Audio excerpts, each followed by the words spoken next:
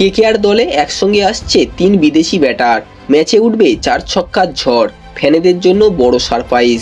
বিস্তারিত আরও তথ্য জানতে হলে ভিডিওটি সম্পূর্ণ দেখুন। আগামী 24 ও 25শে নভেম্বর বসতে চলেছে আইপিএল 2025-এর মেগা নিলামের আসর।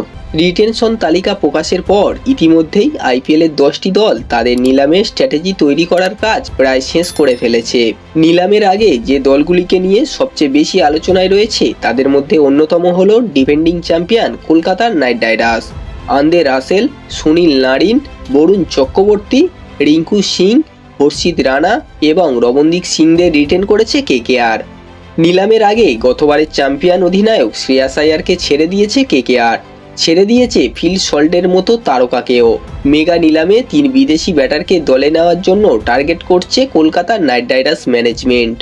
Number 1 Jos Buttler. নিলামে কেকেআর টার্গেট করতে পারে ইংরেজ তারকা ব্যাটার জস বাটলারকে। রাজস্থানের হয়ে দুরন্ত পারফর্ম করলেও তাকে রিটেন করেনি রাজস্থান। এবার নিলামে নিজেদের অধিনায়ক সমস্যা দূর করতে জস বাটলার সেরা বিকল্প হতে পারে নাইটদের। Number 2 Phil Salt. আইপিএল 2025-এ কেকেআরের টপ অর্ডারে ফিল সল্ট দুর্দান্ত পারফর্ম করেছিল। তার আক্রমণাত্মক ব্যাটিং কেকেআরের ওপেনিংয়ের সমস্যা দূর করেছিল।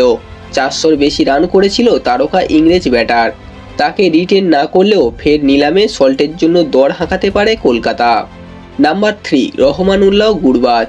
কেকেআরের পার্সে বেশি টাকা না থাকার কারণে দলের প্রাক্তন সদস্য আফগান তারকা ব্যাটার রহমানুল্লাহ গুরবাজকে দলে নিতে পারে। গুরবাজ দলে থাকলে ব্যাকআপ উইকেট কিপারের সমস্যা মিটে যাবে কলকাতার। বন্ধুরা, এই ছিল আজকের ভিডিওটি কেমন লাগলো অবশ্যই কমেন্ট করে জানাবেন। ভালো লাগলে একটা লাইক করে দেবেন এবং এই ধরনের ক্রিকেট নিউজ সবার আগে পাওয়ার জন্য চ্যানেলটিকে অবশ্যই সাবস্ক্রাইব করে দেবেন।